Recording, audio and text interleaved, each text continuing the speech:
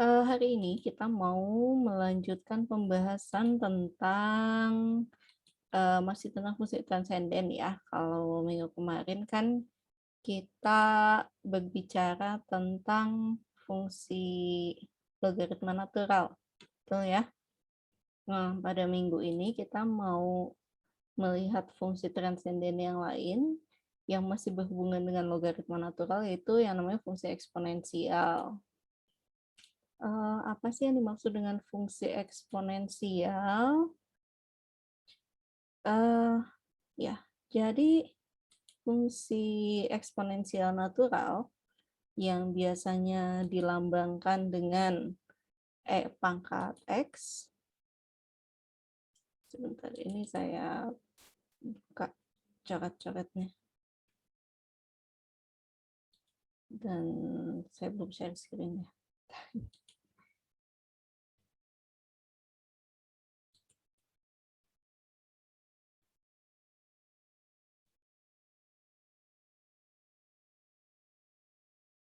Masalah, harusnya screen-nya ini.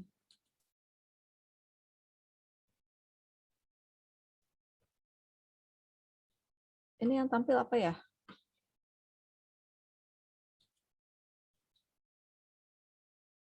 Whiteboard-nya bukan? Minggu kemarin kita sudah berbicara tentang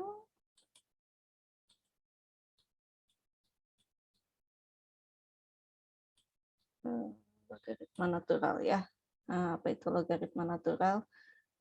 Kita bahas, yaitu logaritma natural adalah suatu fungsi yang muncul untuk apa namanya, menjadi antiturunan dari fungsi 1/x gitu ya. Ini saja, ini bentuknya ln mutlak x ditambah dengan c gitu secara umum. Jadi kita punya yang sebelumnya aturan pangkat X pangkat R dx ini adalah 1/R plus 1 dikalikan dengan X pangkat R plus 1 plus C. Ini kalau R-nya tidak sama dengan -1, dan kalau R-nya sama dengan -1, kita akan punya dapat apa antiturunannya adalah ln mutlak X. Nah, dari sini, dari bentuk ini juga kita minggu kemarin jadi tahu bahwa antiturunan dari fungsi tangen X dapat dicari dengan menggunakan bentuk 1/UDU gitu ya. Dan ini menjadi negatif ln mutlak cos X plus C. Gitu. Apalagi ya yang kita bahas minggu kemarin, turunannya juga ya. Jadi kalau misalnya kita punya turunan dari ln X, ini adalah 1/X. Kemudian kita juga lihat ada sifat-sifat dari logaritma natural, yaitu kalau, oh ya, saya lupa, di sini X-nya harus positif ya, tidak boleh 0, tidak boleh negatif. Kemudian ada sifat-sifat logaritma natural, yaitu kalau dari A plus B, salah, A kali B, ini ln A ditambah ln B, kemudian bentuk pembagian ln A per B ini sama dengan ln A dikurangi ln B. Terus apalagi ya, ln A pangkat R sama dengan R ln A. Rasanya ada satu lagi ya, saya lupa. Ln dari 1 sama dengan 0. Itu. Nah, sifat-sifat ini kita pakai untuk memudahkan kita pada saat mencari turunan dari fungsi yang mengandung bentuk ln U gitu ya. Kenapa? Karena ini kan sama dengan 1/U dikalikan U aksen. Nah, oke, yang kemarin kita bahas juga adalah ini ya, bentuk grafik dari fungsi logaritma natural. Itu kan, sebentar saya kurang panjang gambar ini.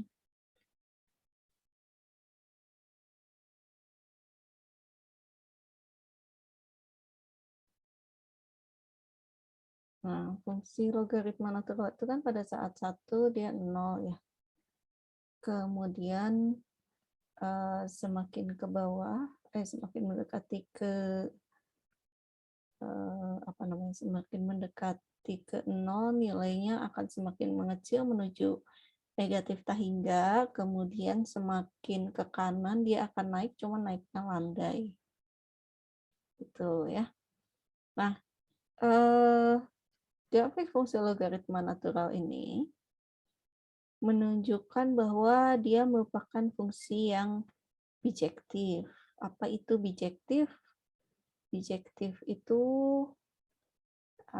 adalah fungsi yang memenuhi sifat satu-satu dan juga pada.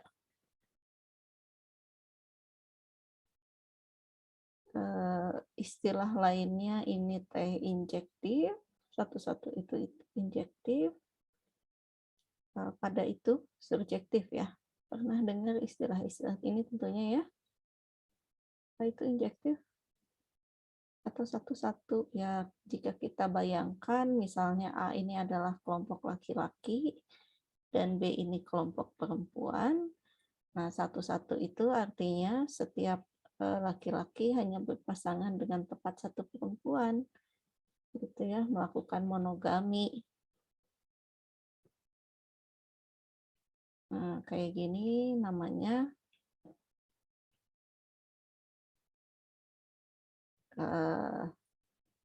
injektif. Mana ini teh pasangannya ya? Bentar. Kok berakhirnya di tempat yang kosong?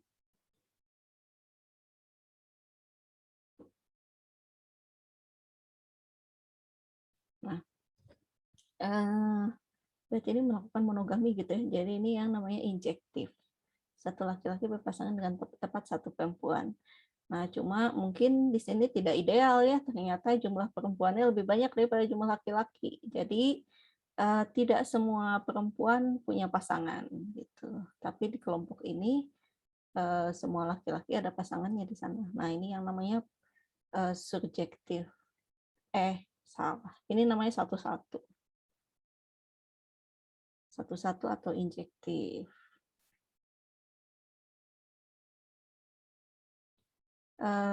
Kalau secara grafik ditandainya dengan apa? Ditandainya adalah pada saat kita potong secara horizontal, itu ya grafiknya.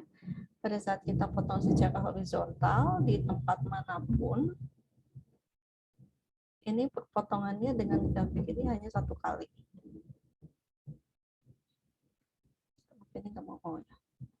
Ikut potong. Loh.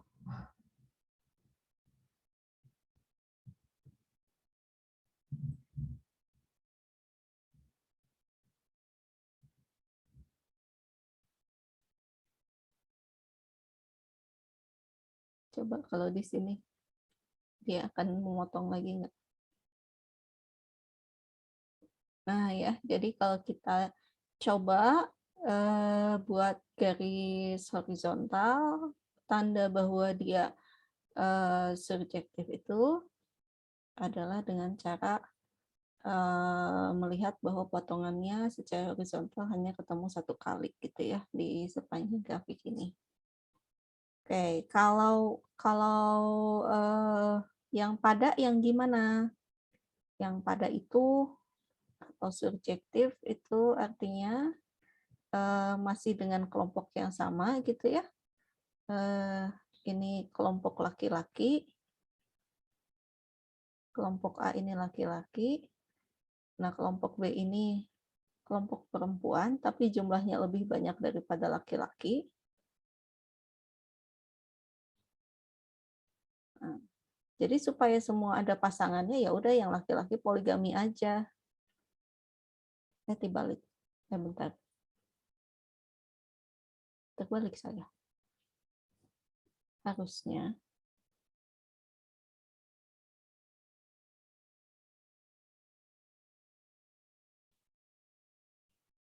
Oh, kalau gini mau jadi poliandri ya, nggak boleh ya. Oke, terbalik. Mungkin berarti harusnya yang B ini kelompok laki-laki, yang A-nya kelompok perempuan. Nah, jadi supaya semua yang A-nya ini harus punya pasangan di B, tapi semua yang di B-nya juga punya pasangan di A gitu. Jadi ya bolehlah satu unsur di B berpasangan dengan dua buah unsur di A. Tapi sebaliknya ya, satu buah unsur di A tidak boleh berpasangan dengan dua buah unsur di B. Itu baliknya, mungkin A-nya ini kelompok perempuan, B-nya kelompok laki-laki. Nah, ini boleh poligami gitu, dua orang perempuan dipasangkan dengan satu laki-laki. Nah, tapi satu perempuan tidak boleh berpasangan dengan dua laki-laki gitu. Nah, ini yang namanya pemetaan yang pada atau surjektif. Cirinya apa? Setiap yang ada di B ini ada pasangannya semua di A. Yang A juga selalu punya pasangan yang di B. Cuma memang yang B-nya ini mungkin punya pasangan lebih dari satu. Cirinya apa? Cirinya adalah pada saat kita mengambil sebuah nilai mengambil sebuah nilai di bilangan real gitu. Nah, nanti akan ada suatu X sehingga nilai ln X-nya sama dengan bilangan real tersebut. Cirinya apa ya? Cirinya sebetulnya kembali dengan menggeser-geser garis vertikal ini ya. Hanya saja kita di sini memastikan bahwa setiap kita menggeser garis vertikal, setiap kita menggeser garis horizontal ini, nanti akan ada titik perpotongannya dengan fungsi yang kita punya, dengan ln X-nya. Gimana kalau di atas banget? Ya harusnya ada sih, cuma nanti jauh gitu ya, di sebelah kanan banget. Tidak akan dekat-dekat sini. Kenapa ya? Karena fungsi ln X-nya terus naik kok, cuma aja naiknya emang landai. Jadi kita bisa aja misalnya naruh si garis ini di ketinggian 1.000.000 gitu ya. Kita akan tetap dapat menemukan sebuah nilai X pada saat yang menyebabkan ln X-nya sama dengan 1 juta. Gitu. Ya, karena ini naik terus kok. Fungsi ini naik terus, tidak dibatasi oleh suatu batas atas gitu ya, nilai logaritma naturalnya. Ke bawah juga apalagi ya, ini lebih curam lagi turunnya. Tuh. Nah, kalau satu-satu dan pada gimana? Ya itu mah ideal ya, berarti ya selain setiap unsur di A-nya berpasangan dengan tepat satu unsur di B, tapi setiap unsur di B juga punya pasangan gitu. Berarti apa? Pada dasarnya unsur di himpunan A dan himpunan B-nya ini harus ada sama banyak gitu. Nah, pada saat kita punya fungsi yang bijektif gitu ya, jadi satu-satu dan pada, maka dia akan memiliki inverse. Apa itu inverse? Balikan ya, balikan dari fungsi ini. Gitu. Secara geometri, inverse itu dapat kita lihat dengan cara membuat pencerminan terhadap garis Y sama dengan X. Saya kasih warna hijau gitu ya.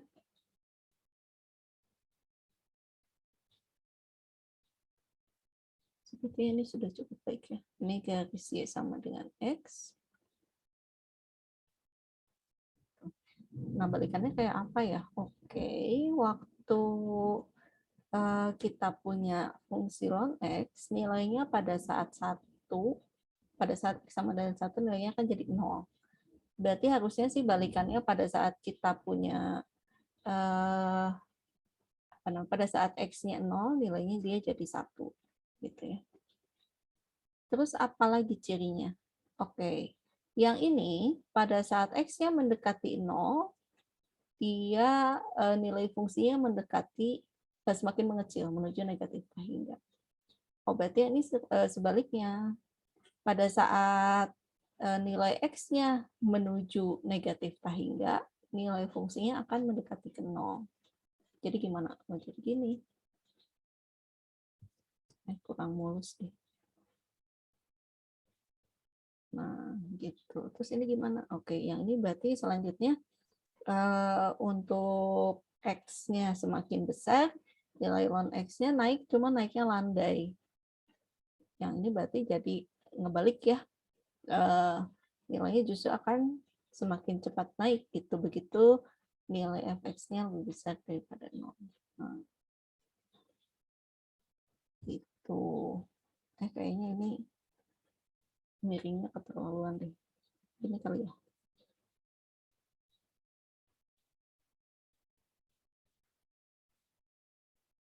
Terus saya geser ya.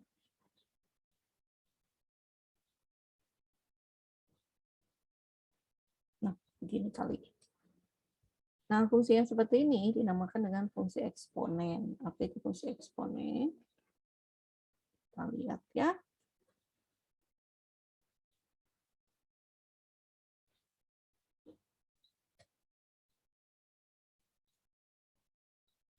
Update. Saya lupa ngehapusin ininya, suaranya. Oke, jadi ya ini fungsi inverse. Nah, secara geometri kita punya seperti mana? Nah, ini. Ya, yang merahnya ini adalah ln X, yang kuningnya garisnya sama dengan X. Kita akan punya inverse-nya itu berupa pencerminan gitu, kurva Y sama dengan ln X terhadap garis Y sama dengan X. Ya, garis yang hijau ini. Ini yang disebut dengan fungsi eksponensial natural. Notasinya gimana? EXP ya, singkatan dari eksponen. Sehingga dia akan berlaku X sama dengan eksponen Y jika dan hanya jika Y-nya adalah logaritma natural dari X. Dan karena merupakan fungsi inverse, dia akan berlaku seperti ini. Eksponen dari ln X sama dengan X. Kalau X-nya positif, tapi ya kenapa? Karena kalau X-nya 0 atau negatif, nanti dimasukkan ke sini, nilai logaritma naturalnya tak terdefinisi. Nah, tapi kalau misalnya dikenakan ke eksponen dulu baru ke logaritma natural, ini bisa. Kenapa? Karena nilai eksponen ini akan selalu positif sebagaimana kita lihat pada grafiknya yang selalu berada di atas sumbu X. Tuh. Nah, tapi kan kita jarang ya sebetulnya melihat bentuk penulisannya dengan EXP seperti ini itu jarang. Kita lebih sering melihatnya dalam bentuk E pangkat X, ya nggak? Fungsi eksponen itu. Kenapa sih muncul seperti ini? Nah, jadi Bernoulli mendefinisikan sebuah bilangan yang membuat logaritma naturalnya ini nilainya sama dengan 1 gitu.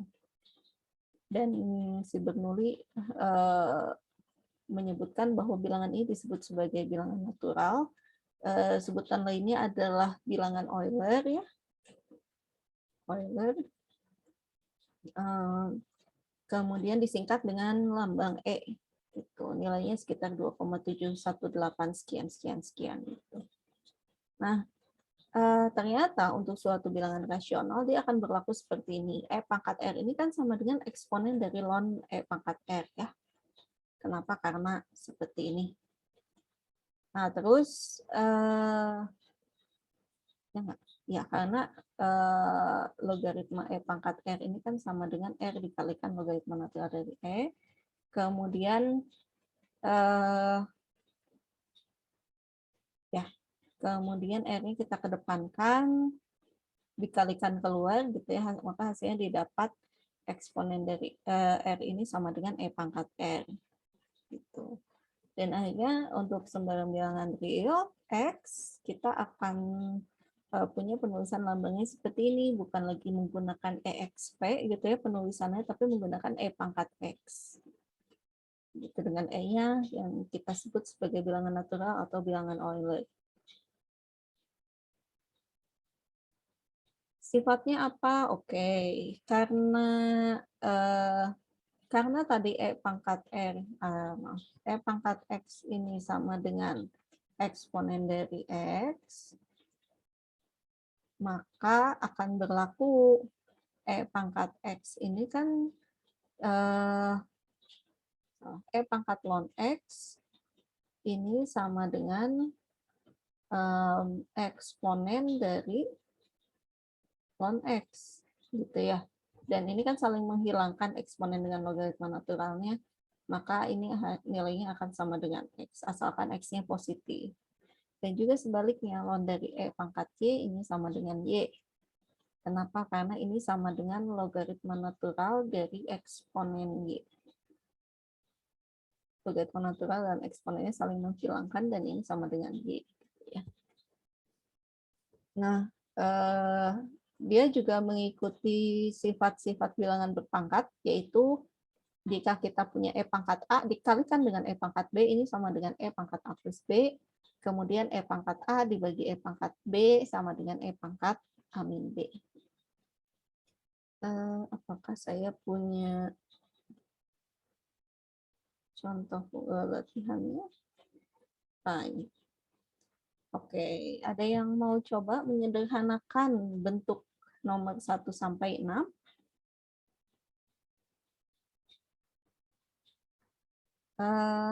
Oke, kita yang paling mudah nomor 1 sih ya. Kenapa? Kan karena eksponen dan logaritmanya langsung saling menghilangkan, dan itu sama dengan 7,2. Nah, yang perlu diperiksa, hati-hati di sini tidak boleh ada tanda-tanda dulu di depan logaritma naturalnya ya, jika di dalam bentuk eksponen. Jadi nggak boleh E pangkat negatif ln X kuadrat, ini langsung dicoret E dan X-nya. E dan ln-nya bisa langsung dicoret seperti ini nggak boleh. Kenapa? Karena tanda negatifnya harus kita masukkan dulu ke sini ya. Maka ini harus kita ubah dulu menjadi E pangkat ln X kuadrat, ini dipangkatkan lagi dengan min 1. Gitu. Atau ini sama dengan E pangkat ln X pangkat min 2. Ya, ini baru boleh dihilangkan. Ini sama dengan min. Ini sama dengan X pangkat min 2. Gitu. Bagaimana dengan yang ini? Boleh pakai dua cara ya. Jadi ini bisa kita tuliskan sebagai E pangkat ln X per Y, atau ini kita tuliskan sebagai E pangkat, ini dikurungin gitu, E pangkat ln X dibagi E pangkat ln Y. Hasilnya sih sama-sama juga gitu ya, ini X per Y, ini juga X per Y. Ada dua cara seperti ini. Yang lainnya dicoba sendirilah ya. Yang ini gimana? Oke, yang ini E-nya boleh dimasukkan dulu. Maaf, 2-nya boleh dimasukkan dulu. Jadi ini ln E pangkat. Oh, mudahnya gimana ya? Oke, ini pangkat dari ininya. Maka ini 2 ln X dikalikan dengan ln E. Jadi sama dengan 2 ln X. Ini kan nilainya 1. Gitu. Nomor 2 dan 3 silahkan dicoba sendiri ya. Harusnya bisa cukup mudah. Oke. Saya kembali dulu ke atasnya.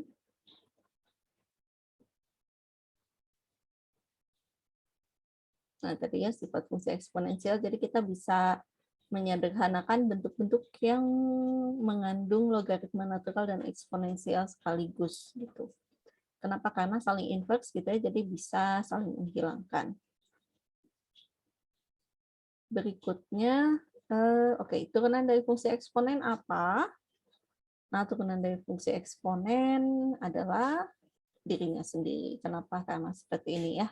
Kita punya kalau ln Y sama dengan ln dari E pangkat X sama dengan X, maka turunannya adalah turunan dari ln Y sama dengan turunan dari X, dan seterusnya. Maka kita dapat turunan dari E pangkat X sama dengan E pangkat X. Atau secara umum turunan dari E pangkat U adalah E pangkat U dikalikan U aksen. Jadi kalau misalnya kita punya E pangkat sin X.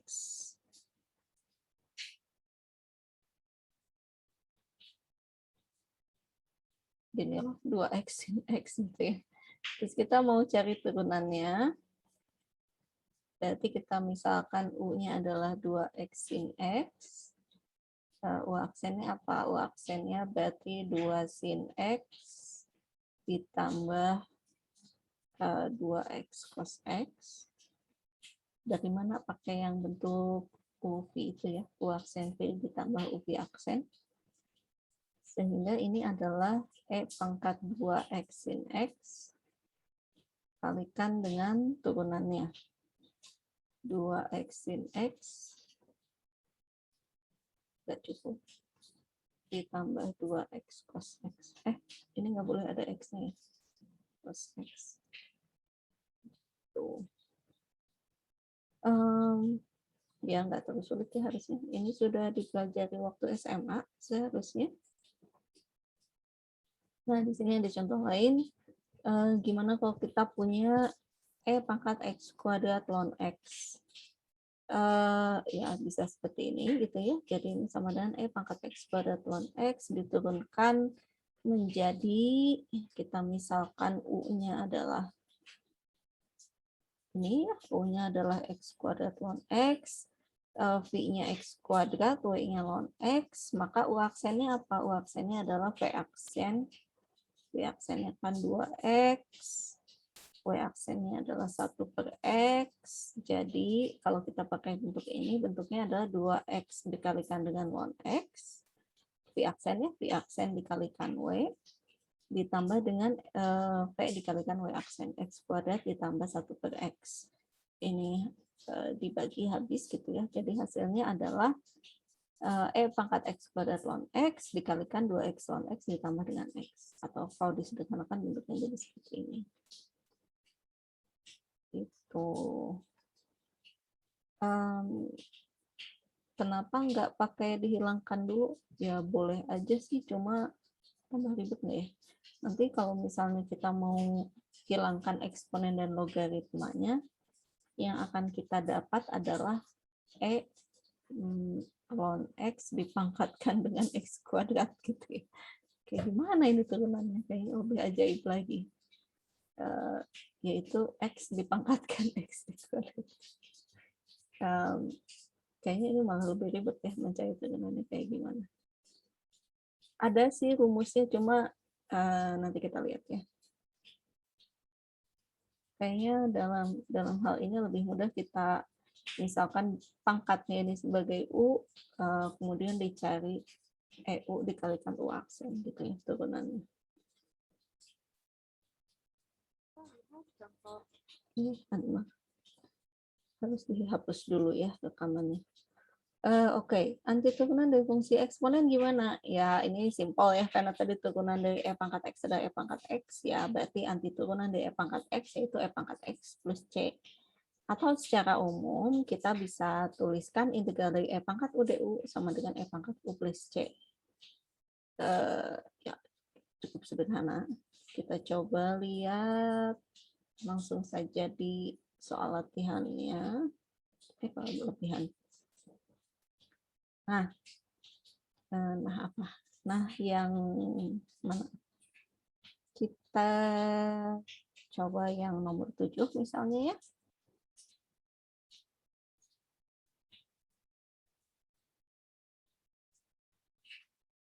Oke, ini latihan nomor berapakah ini? Nomor 7.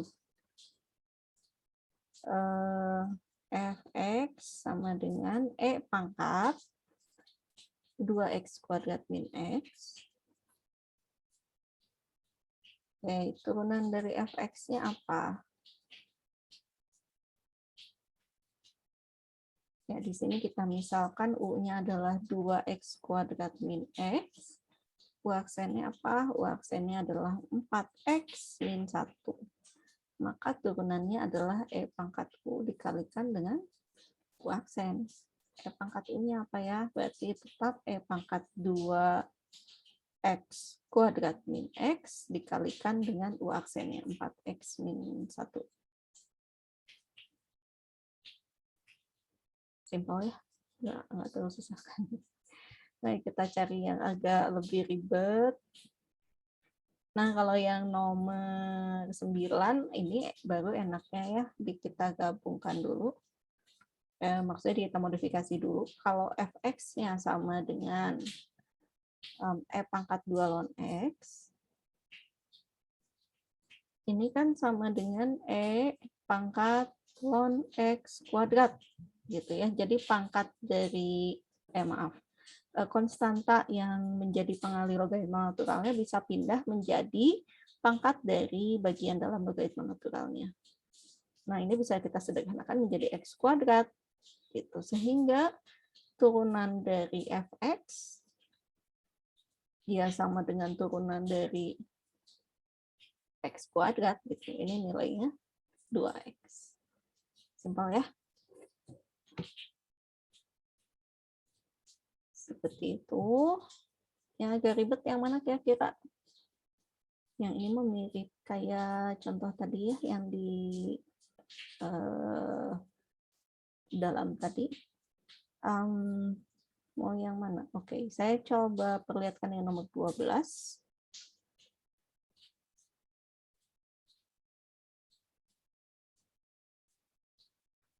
Fx-nya adalah ln dari 3x E pangkat min x.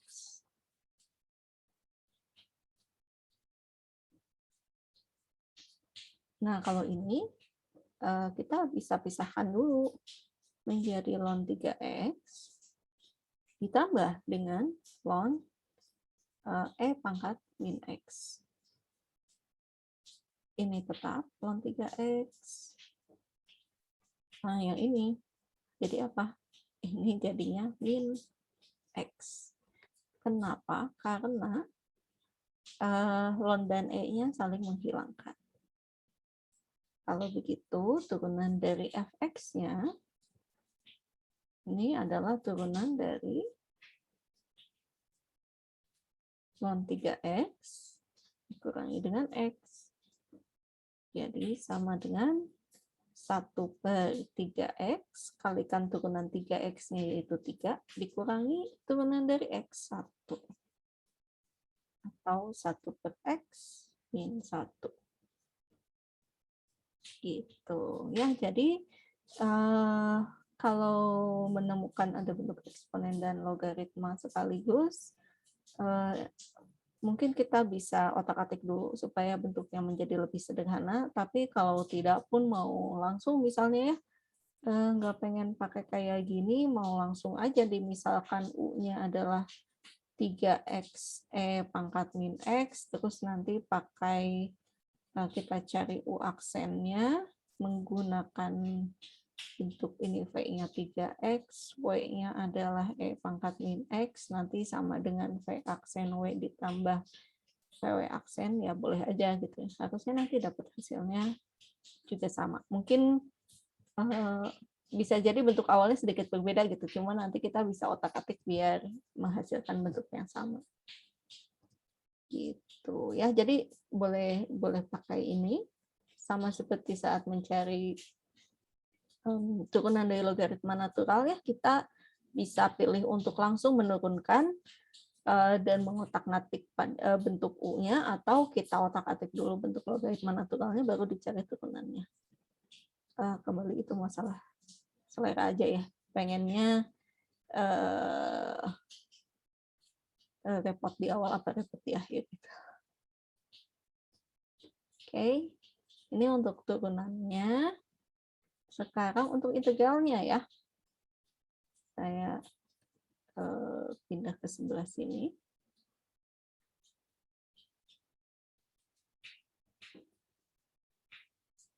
Nah, kita coba lagi integralnya apa?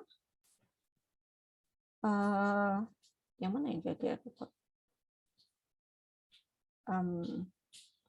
Nomor 16 mungkin ya, saya coba bahas. Nah, nomor 16 ini integral dari E pangkat 3/x dibagi dengan x kuadrat, tuh dx. Nah, pada saat kita menemukan bentuk eksponen saja, jadi ada ya, cuma E-nya cuma satu. Yang sebaiknya kita pilih sebagai U adalah yang menjadi pangkat dari eksponennya. Gitu. Jadi kita misalkan U sama dengan 3 per X, atau 3 kali X pangkat min 1. DU-nya apa? DU-nya berarti 3 kali min 1 kali X pangkat min 2 dx. Atau DU-nya adalah min 3 dibagi X kuadrat dx. Oke, kita punya bentuk X kuadrat 1 per X kuadrat dx, tapi di sini ada min 3. Oke, kita kalikan dengan min 1 per 3 ya.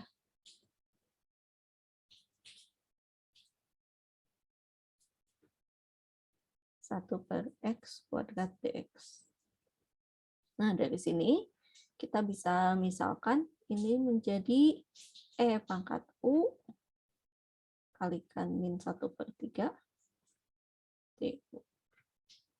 Min 1 per 3-nya boleh kita keluarkan, integral E pangkat U DU. Nah, integral E pangkat U DU adalah dirinya sendiri ya, E pangkat U plus C. Atau kita kembalikan ke variabel semula seperti biasa, ini menjadi E pangkat 3 per X plus C. Gitu ya. Nah, ingat kalau menemukan bentuk seperti ini, lebih baik pangkat dari E-nya yang kita pilih sebagai U. Nah, ini berbeda kalau kita punya kasusnya seperti nomor apa? Seperti nomor 15. Ya, kalau nomor 15 ada dua, nih E pangkat X dan E pangkat X. Ya, nah untuk yang nomor 15 ini E pangkat X dibagi E pangkat X min 1 dx. Nah, kalau kayak gini kita jangan milih yang menjadi pangkat eksponennya ya sebagai U. Nanti nggak ada bedanya dong X. Kalau U sama dengan X, DU-nya sama dengan DX, udah selesai. Apa yang berubahnya gitu ya. Nanti tetap bentuknya gini-gini juga, cuma ganti aja variabel tadinya X menjadi U. Nah, kalau kita punya seperti ini, maka mungkin yang perlu kita pakai itu yang pangkatnya tidak sama dengan 1 gitu ya. Nah, di sini kita lihat bagian atasnya pangkatnya 1, bawahnya kita pandang sebagai pangkatnya min 1. Maka di sini kita misalkan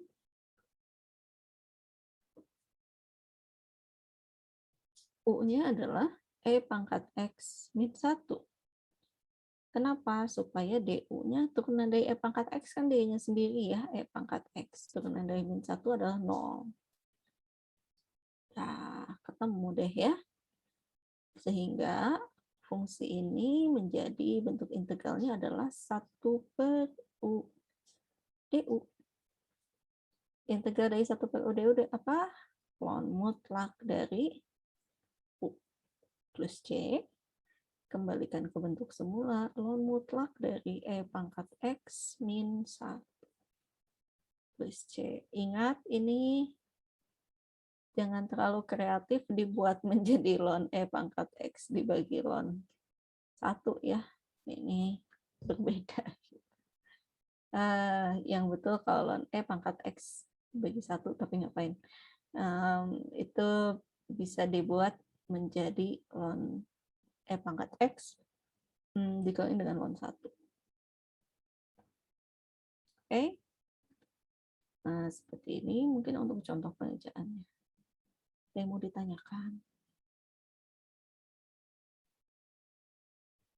Cukup mudah ya, mungkin udah pernah ketemu di SMA bentuk-bentuk seperti ini. Cukup habis. Oh, belum ya. Tapi materinya masih ada.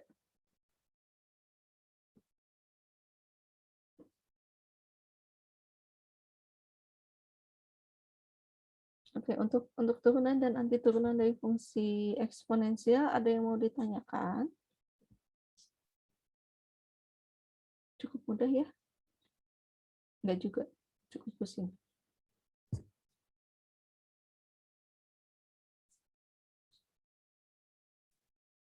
Oke, kalau tidak ada pertanyaan, nah, jadi menggunakan apa namanya, menggunakan hubungan antara eksponen dan logaritma dan juga logaritma biasa ya. Kembali kita dapat memandang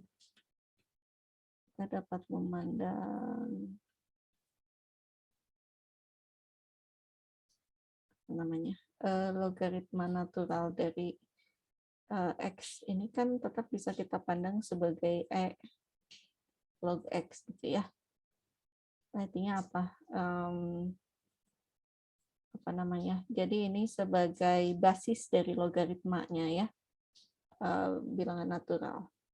Nah, dengan melihat hubungan seperti itu,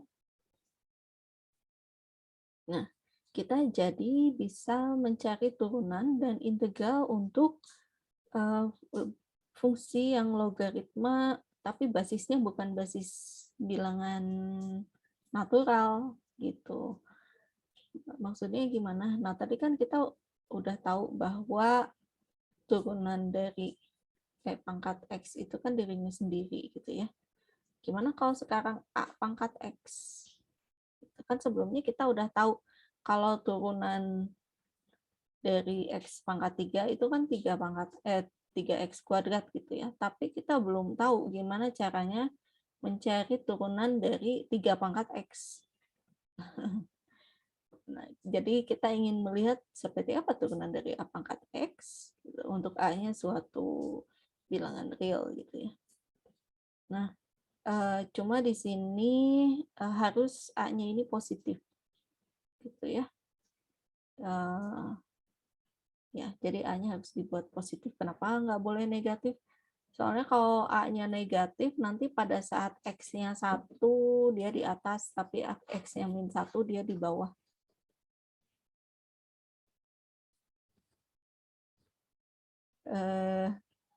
Ya, kemudian, ya jadi seperti ini ya.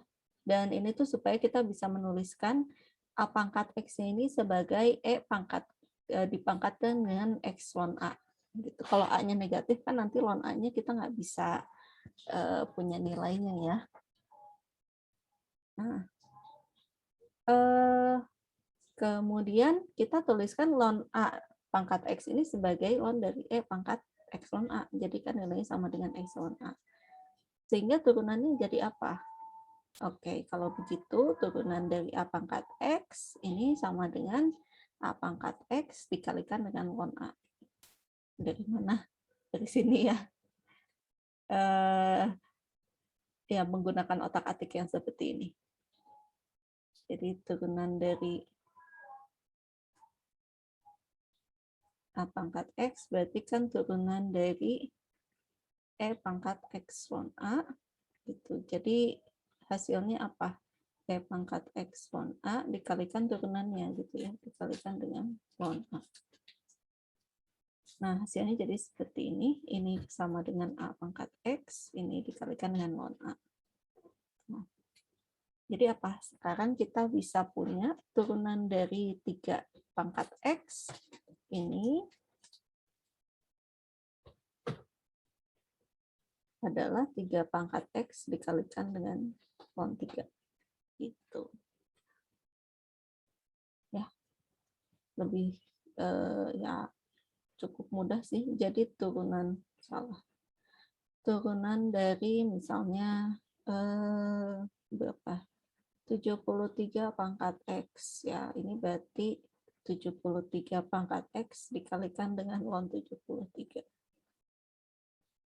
Gitu ya. Jadi mirip dengan pangkat X, bedanya dia dikalikan dengan logaritma natural dari basis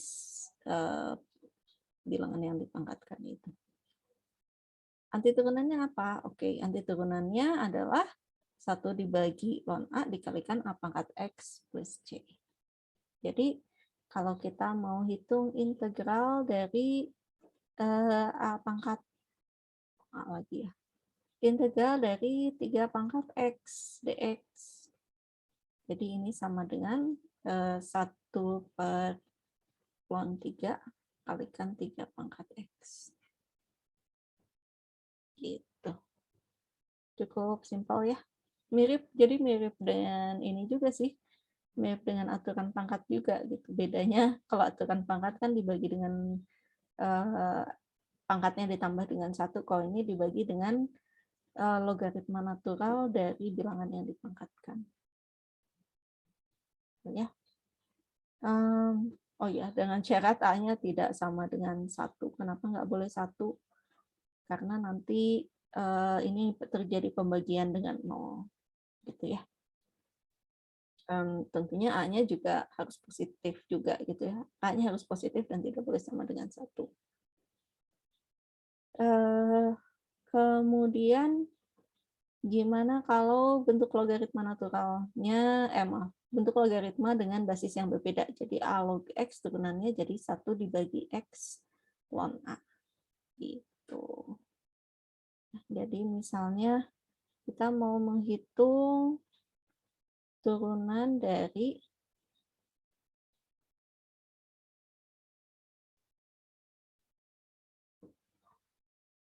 turunan dari 3 log X. Nah, ini akan sama dengan 1 per X ln 3. Ya, turunannya seperti ini. Ini sih sebetulnya menggunakan sifat ini juga ya. Jadi kalau 3 log X itu kan ini sama dengan sesuatu log X dibagi dengan sesuatu log 3 gitu ya. Maka turunannya, sesuatunya langsung kita ganti dengan bilangan natural saja. E log X dibagi dengan E log 3 gitu. Jadi ini sama dengan ln X dibagi dengan ln 3. Gitu ya. Ini sifatnya yang pelajari waktu SMA kan ya. Makanya turunannya menjadi seperti ini. Gitu. Ya, ini bentuk-bentuk turunan dan integral yang berhubungan dengan bilangan berpangkat dan juga logaritma biasa. Ya, ini contoh lain. Berapakah turunan dari 3 pangkat akar X? Oh, kalau gini gimana ya? Tadi kan kalau 3 pangkat X,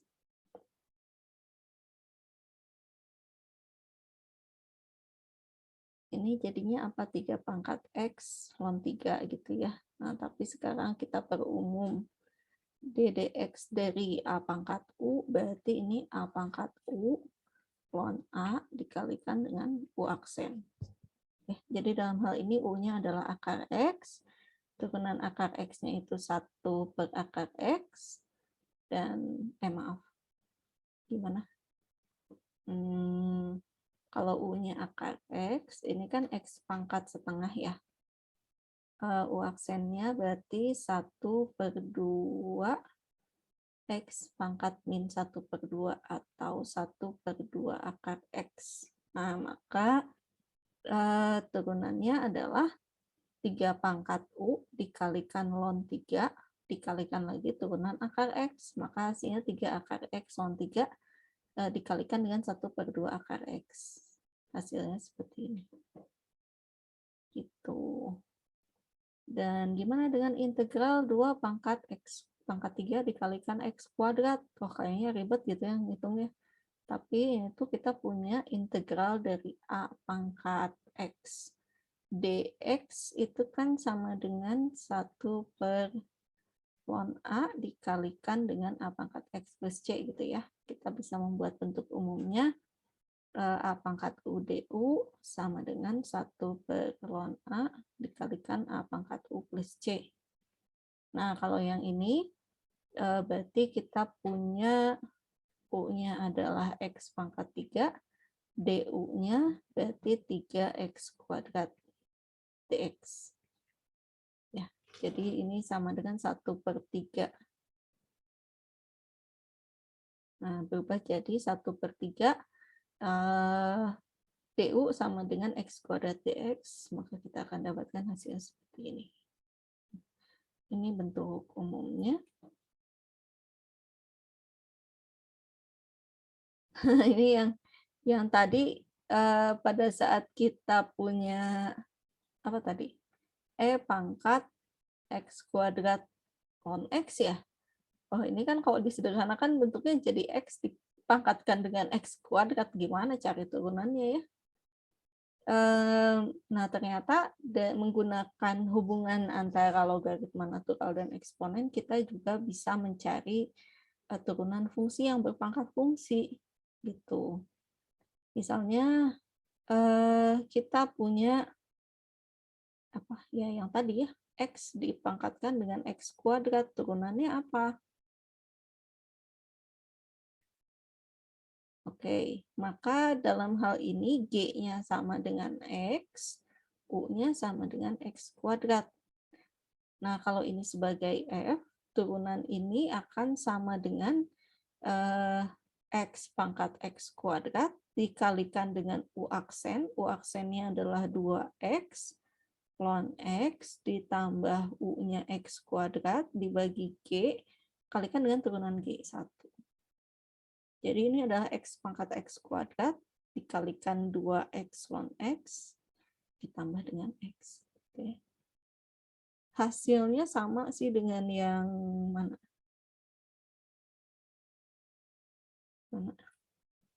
Hasilnya sama sih dengan yang ini ya, cuma yang nggak enaknya nih nulis bentuk ininya tadi menjadi X pangkat X kuadrat gitu. Ini yang membedakan dengan hasil yang bawah. Dan saya sih tidak menyarankan untuk, ya kalau kepaksa sih nggak usah pakai rumus yang seperti ini, ngapalinnya juga ribet. Ya, tapi kita punya rumusnya gitu. Kalau untuk fungsi yang dipangkatkan fungsi, cara mencari turunannya menggunakan rumus ini.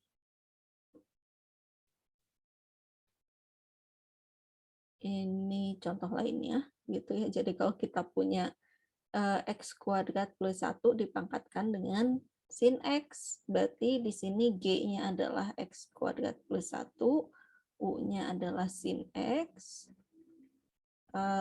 G aksennya adalah 2X, U aksennya adalah cos X, maka dimasukkan ke rumus ini F dikali U aksen ln G, rumusnya juga saya nggak hafal ya, F dikali U aksen ln G ditambah U per G, G aksen.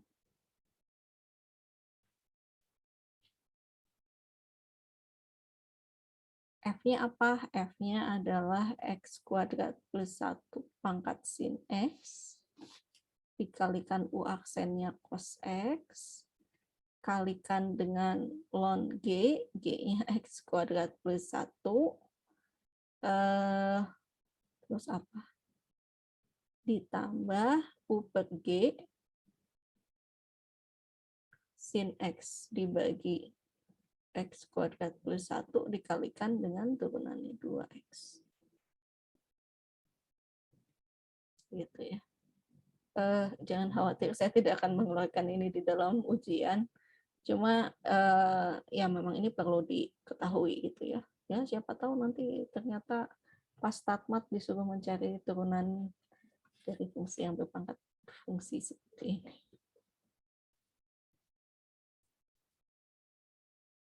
Udah habis materinya, sampai situ saja. Ada yang mau ditanyakan?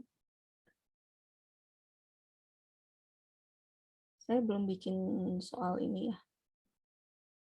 Saya belum bikin soal apa namanya? Soal tugasnya ya.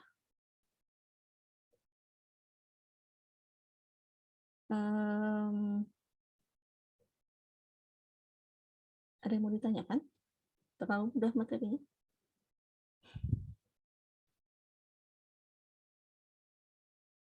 Oke. 25 orang ya. 24 berarti yang hadir. Oke, saya coba bikin tugasnya dulu deh.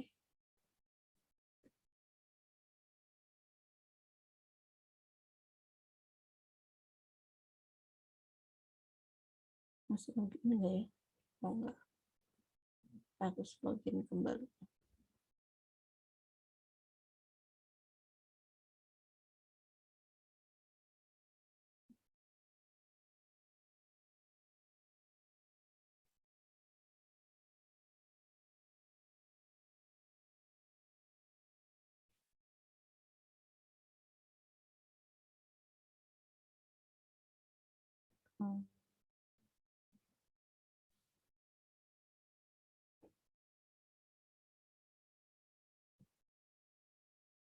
Tugas minggu kemarin ya yang ini. Oke, saya belum bikin soalnya dan belum bisa ngedit juga ya. Kenapa nggak bisa ngedit?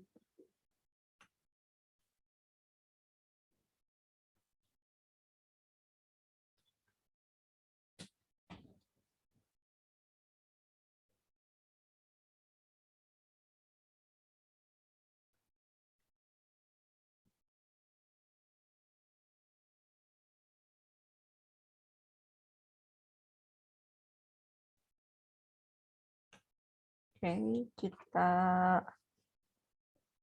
buat dulu soal tugasnya ya.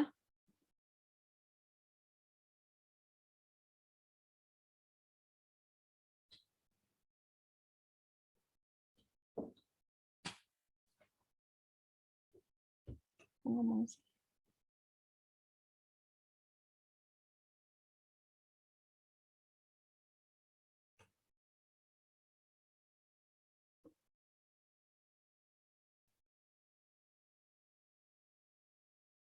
Sepertinya jaringan saya kurang bagus ya. Lambat banget ini.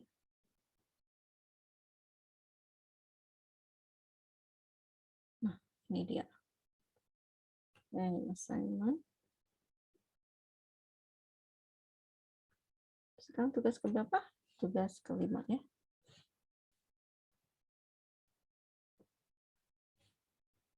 Seperti biasa, gunakan 3 digit terakhir NPM.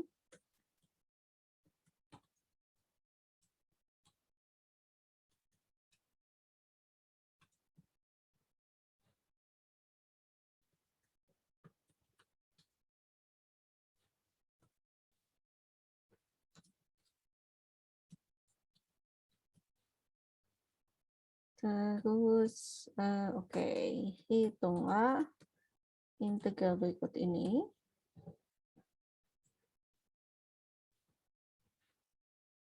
Di mana bentuknya? Integral dari kita buat seperti ini ya.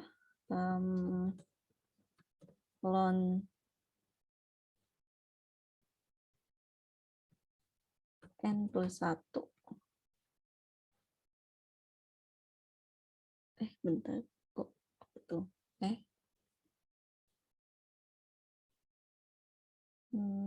Betul. Ln dari plus 1. Oh, pada bingung ya kalau lihatnya kayak gini. Sebentar. Saya munculkan preview.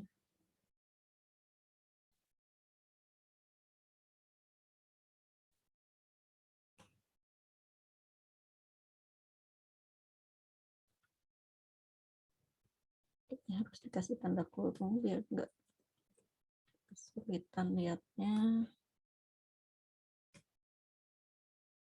Terus integral dari apa ya? Saya mencari inspirasi dulu dari yang ini.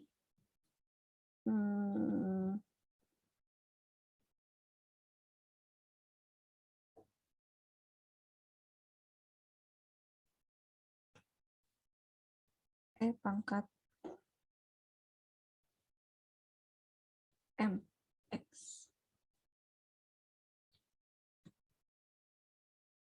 dx. Itu menarik ya. Terlalu mudah nggak? Ya nggak apa-apa lah, ini aja.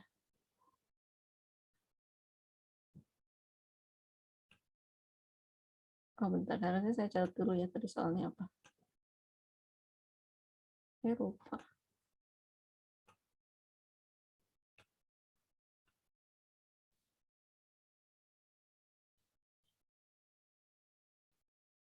Oke, saya akan berikan contoh pengerjaan tugasnya untuk minggu ini. Sangat simpel. Contoh tugas.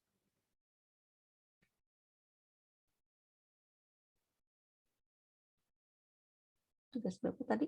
Tugas 5 ya. Integral dari ln n plus 1 sampai ln sampai dengan ln P plus 1 E pangkat mx dx. Simpel banget ya. Saya tambahkan sesuatu ya. Biar lebih seru. N plus P plus M. Oke.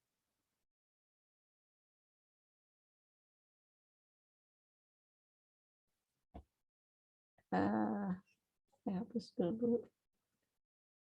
Ditambah N plus P plus M dx. Seperti biasa saya menggunakan NPM jadi-jadian 321. Sehingga soalnya menjadi integral dari ln 2 sampai dengan ln salah, kok ln 2 ya? Ln 4 berarti ya, 3 tambah 1 ln 3 E pangkat X ditambah 6 dx. Berarti kita misalkan U-nya adalah X plus 6. Wah, simpel banget nih. Kemudian DU-nya sama dengan DX.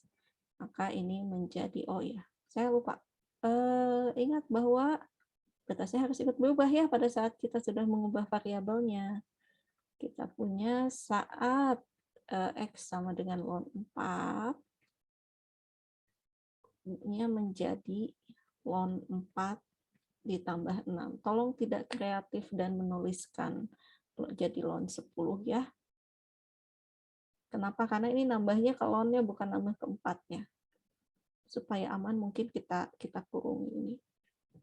Supaya tidak bercampur, baru kita tambahkan hijabnya ya. Ln 3, ln 3-nya menjadi apa? Batasnya menjadi ln 3 tambah 6. Kembali lagi ya di emutan. Ini tidak sama dengan ln 9. Oke. Kita coret-coret. Nah. Terus ngapain? Oke, kita ubah batasnya ini menjadi ln 4 plus 6. Dan yang ini menjadi ln 3 plus 6. E pangkat U DU. Hasilnya apa? E pangkat U. Masukkan batasnya. Ln 4 tambah 6. Dan ini ln 3 tambah 6. Ya, hasilnya apa? Kita substitusikan batas-batasnya menjadi E pangkat ln 3 tambah 6 dikurangi E pangkat ln 4 tambah 6. Nah, di sini baru bisa kita manfaatkan sifat-sifat eksponen ya. Jadi kalau kita punya ini berarti kita bisa tuliskan sebagai ln 3 kalikan E pangkat 6 dikurangi E pangkat ln 4 kalikan 4-nya ketinggalan. Kalikan E pangkat 6. 6. Terus diapakan coba? E pangkat 6-nya boleh kita keluarkan ya. Menjadi E pangkat ln 3 kurangi E pangkat ln 4. Berapakah E pangkat ln 3? Ini adalah 3. Berapakah E pangkat ln 4? Ini 4. Jadi hasilnya min E pangkat 6. Selesai. Gitu ya. Mudah kan? Saya ingin melihat bagian ini nih, manipulasi ininya. Harap berhati-hati. Ya. Mungkin nanti akan ada yang dapat batas atas dan bawahnya sama kali ya. Mungkin. Ayo gitu. Kayaknya enggak ya. Oh, harus ada yang NPM 11 sekian. Saya nggak tahu ya. Mungkin ada yang hoki gitu kebagian batas atas dan bawahnya sama. Oh, berarti kalau kayak gitu nggak usah mikir ya. Tidak perlu menyelesaikan mencari anti turunannya dulu, bisa langsung 0. Kenapa? Karena selang perintegralannya 0. Kemudian mungkin nanti juga ada yang dapat kalau nggak mungkin ya depannya X aja, nggak ada plusnya karena kita menjumlahkan NPM-nya. Kemudian mungkin ada yang M-nya yang 0 ya. Berarti kalau yang M-nya 0, berarti kan bentuknya, kalau M sama dengan 0, berarti kan nanti bentuknya E pangkat sesuatu, bilangan aja gitu ya, E pangkat N plus P plus M aja. Nah, ini bisa kita pandang sebagai integral dari suatu konstanta. Ingat bahwa misalnya integral dari 10 dx, ini kan tinggal jadi 10x ya. Gitu. Oke, ada yang mau ditanyakan untuk tugasnya? Atau untuk materi hari ini? Secara umum?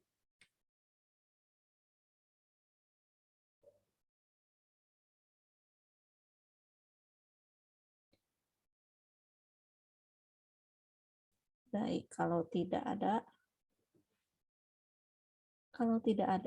kita akhiri saja ya pertemuan hari ini. Tidak terlalu banyak yang perlu dibahasnya. Nah, untuk minggu depan itu kan pertemuan terakhir sebelum UTS, betul nggak? Bentar, ini pertemuan keberapa sih? Ini pertemuan ke-6 kan ya? Minggu depan pertemuan ke-7. Habis itu kita UTS. Nah, untuk pertemuan minggu depan, kita mau membahas aplikasi dari fungsi logaritma dan eksponensial ini. Dan dihubungkan dengan yang namanya persamaan diferensial terpisah. Nah, aplikasinya banyak. Persamaan diferensial terpisah ini biasanya yang paling umum digunakan itu untuk model pertumbuhan populasi gitu ya. Model pertumbuhan populasi ini dipakainya macam-macam, selain untuk yang pertumbuhan populasi manusia, bakteri, tumbuhan, dan lain-lain, bisa dikenakan juga ke bidang apa namanya? Saya lupa, perubahan radioaktif itu apa ya? Kimia ya. Yang untuk mengecek perubahan radioaktif, kemudian dalam ekonomi juga ya.